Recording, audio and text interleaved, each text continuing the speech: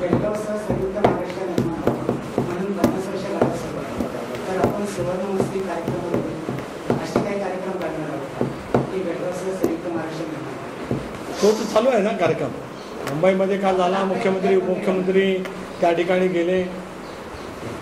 आपली ती भावना आहे ना की बेळगाव कारवारसह संयुक्त महाराष्ट्र झालाच पाहिजे. सरकारच्या विधिमंडळाचं एक मताने आता काय त्याच्यात काही घेऊ शकतो तुम्ही सुचवा. त्याच्यामध्ये काय नो सेकंड थॉट. तुमचं काय त्याच्यामध्ये बेळगाव कारवारसह निपाणीसह संयुक्त महाराष्ट्र हा स्पष्ट भूमिका आहे सरकारची, माझी स्वतःची आहे.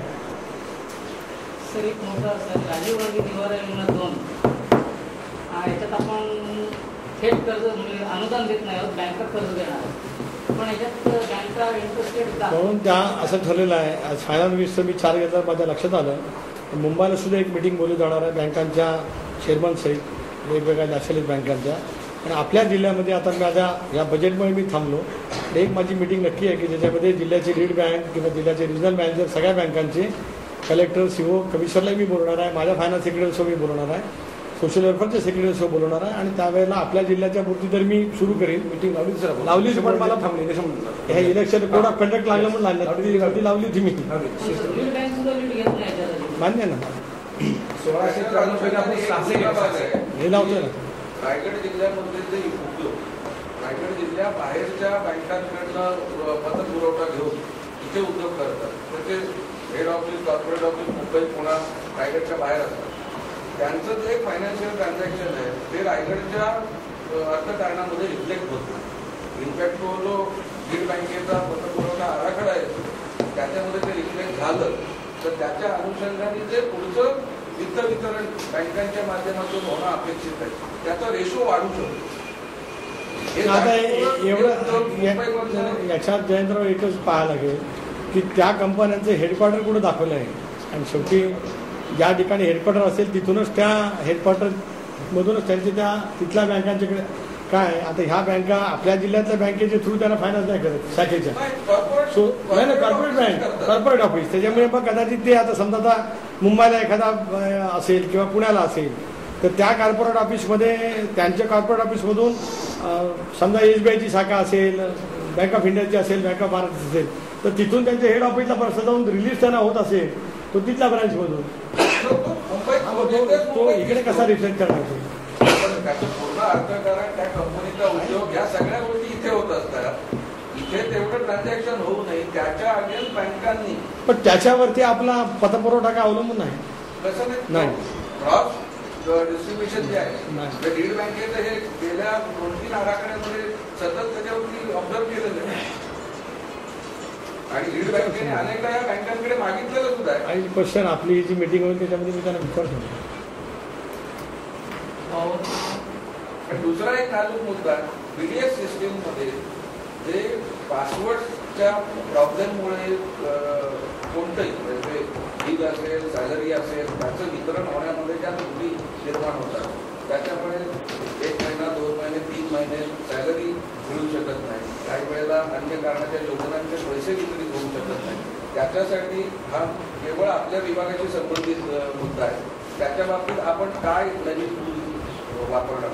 गिरक्याला धमाल सांगायचं EDD पण त्याच्यामध्ये एक नक्की आहे की ही योजना BDS सिस्टम आहे ही त्यावेळेच्या अर्थमंत्र्यांनी चांगला आणि योग्य निर्णय करून सुरू केलेली आहे.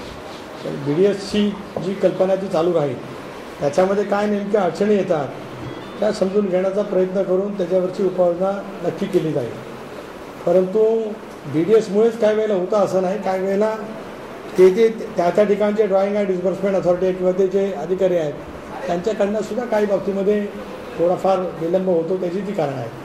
काल सभागृहामध्ये मी घोषणा केली, एकतर एक लक्षवेधी होती ती माझ्याशी निगडीत होती, पण त्यावेळेला सुद्धा मी उठून हस्तक्षेप केला आणि नंतर माझ्या विभागाच्या डिमांडसुद्धा त्याला रिप्लाय करायला सांगितलं की संजय गांधी निराधार योजना, इंदिरा गांधी वृद्धापकाळ योजना, अन्य ज्या काही ह्या लाभार्थींना आज आपण हे देतो आहोत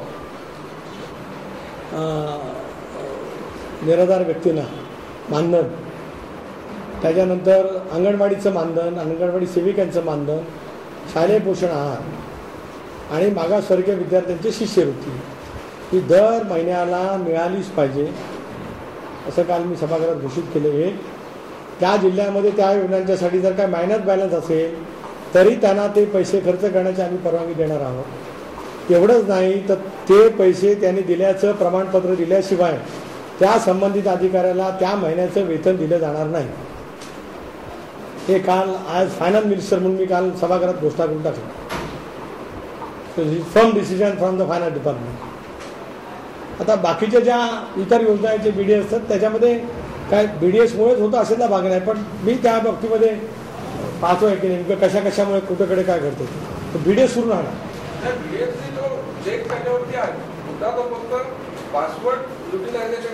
तर ते आता मी नेमकं आता पासवर्डचं कारण सांगून काय होतं की काय ते मी तपासतोय. I am chasing that. मी सगळ्या प्रिन्सिपल सेक्रेटरीनं सुद्धा सांगितलेलं आहे की त्यांच्या वर्षभरातल्या संबंध डिस्बर्समेंटची त्यांनी मला माहिती द्यावी. माझे प्रिन्सिपल सेक्रेटरी फायनान्स आणि प्लॅनिंगची बसती आणि डिपार्टमेंट वाईज मी रिव्ह्यू घेणार आहे. So I decided that after session is over तो एक एक्सरसाइज मी राज्यात करणार आहे की राज्यातच आज 1500 मेगावॅटचं वीज निर्मिती थांबली चंद्रपूरची. आणि त्याच्यामुळे जी काय अतिरिक्त वीज घ्यावी लागते, कारण आता आज पेपरला मी वाचलं, मला माहीत नाही, आणि त्यांनी लोड शेडिंग तसाने वाढवलं. पण गेले 15 दिवस जवळपास 1500 मेगावॅटची वीज निर्मिती कमी होऊन सुद्धा महानियमनाच्या वेळेमध्ये काही वाढ केलेली नव्हती सरकारने. आता सुद्धा काहीतरी वाढ केल्याचं आज वर्तमानपत्रात आहे, मला माहीत नाही. आता अशा वेळेला 2 प्रश्न येतात की मग झिरो लोड शेडिंग तुम्ही कसं राबवू शकणार, कारण आज एवढी वीज तुम्हाला बाहेरला घ्यावी लागते आहे. त्याच्यासाठी मी टाटाच्या लोकांना बोलवलं, इस्पातच्या बोलवलं, त्या माझ्या बैठका झाल्या. त्या दोघांनी त्याच्यावरती अनुकूलता दाखवली आणि एक पत्र पाठवायचं ठरवलं आणि नंतर मग चंद्रपूरचा प्रश्न निर्माण झाला. आणि त्याच्यामुळे आता तो एक प्रश्न आहे की राज्यात ज्याला 1800 मेगावॅटचं विजेचं शॉर्टफॉल आहे त्यावेळेला how you can implement zero load shedding. तर त्या तांत्रिक मुद्द्यावरती चर्चेत थांबले. आता पुन्हा पुढच्या आठवड्यामध्ये मी मिटिंग घेतो, परंतु आता त्यातला महत्त्वाचा अडसर होता टाटा फ्रँचायझीचा, तो सुटला. त्याच्यामध्ये त्यांची ते 24 तासाला वीज देत होते, त्यामुळे 2 कोटी रुपये लागत होते. मी त्यांना सांगितलं की 24 तास वीज आम्हाला लागत नाही, आम्हाला वीज लागते दिवसा. रात्रीची वीज, रात्रीचं महानियमन मी असताना जे सगळ्या राज्यात आपण रात्री लोड शेडिंग कुठं करत नव्हतो. आता नवीन परिस्थिती काय तयार झालं आहे I am not aware, because माझ्याकडे ते काय खातं नाही. परंतु ह्या परिस्थितीमुळे कदाचित काय निर्माण होऊ शकलं असेल, त्यामुळे आम्हाला दिवसा वीज लागेल. पण दिवसा वीज लागली तर किती पैसे लागतील, तर 80 लाख किंवा 1 कोटीच्या आसपास लागतील, जे आता म्हणजे 40% ती रक्कम येते. आणि त्याच्यामुळे इस्पातलाही मी बोलून सांगितलं, इस्पातच्या MDना बोललं होतं. त्याच्यातला व्यवहाराला मार्ग निघाला आहे. आता फक्त प्रश्न त्या गोष्टीमुळे थांबला आहे. आता लोक सी वाईट आपण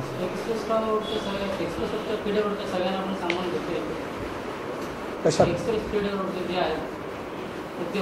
ते अगोदरच आहेत की एक्सप्रेस फीडरवरचे सगळे उद्योग झिरो लोड शेडिंग महाराष्ट्रात केव्हा झालेत. एक्सप्रेस फीडरवरती त्यांना वीज द्यावी म्हणून त्यांनी त्यावेळेला अतिरिक्त पैसे म्हणून एक्सप्रेस फीडर केले ना प्रत्येकाने. So they did it. To be frank, इस्पात सुद्धा एक्सप्रेस फीडरवरनं घेते. त्यामुळे इस्पात जिल्ह्याचा सुवर्ण महोत्सवाच्या कार्यक्रमाची सुरुवात डॉक्टर बाबासाहेब आंबेडकरांचा पुतळा जो आहे अलिबागला शहरामध्ये, तिथून या दिंडीची सुरुवात होईल. 2 तास दिंडी राहील. त्याच्यामध्ये जिल्ह्यातील वेगवेगळ्या विषयांवरचे चित्ररथ त्याच्यामध्ये सहभागी असतील. भजन, अभंग, म्हणजे मराठमोळा संस्कृतीचं प्रतीक असणारा संबंध तो दिंडी असेल. आणि त्याच्यानंतर क्रीडा भवनच्या मैदानावरती सांस्कृतिक कार्यक्रम होईल. स्वातंत्र्य चळवळीमध्ये ज्यांनी योगदान दिलं त्यांनाही सन्मान कमी करणार आहोत. संयुक्त महाराष्ट्राच्या चळवळीमध्ये ज्यांचा सहभाग झाला त्यांनाही आम्ही त्या ठिकाणी सन्मानित करणार आहोत. आणि रात्री 12 वाजता फटाक्यांची आकाशातली आतषबाजी होऊन तो कार्यक्रम त्या दिवशीचा संपेल. 1 तारखेला मुख्य ध्वजारोहणाचा सोहळा समाप्त झाल्याच्या नंतर त्या ठिकाणी अलिबागमधील, अलिबाग तालुक्यातील किमान 5000 मुलं-मुली सामुदायिकरित्या महाराष्ट्र गीत म्हणतील, सामुदायिक कवायत करतील. आणि त्याचबरोबर महिला सबलीकरणाच्या अभियानाची सुरुवात आपण त्या मुख्य सोहळ्याच्या दिवशी त्या निमित्ताने करणार.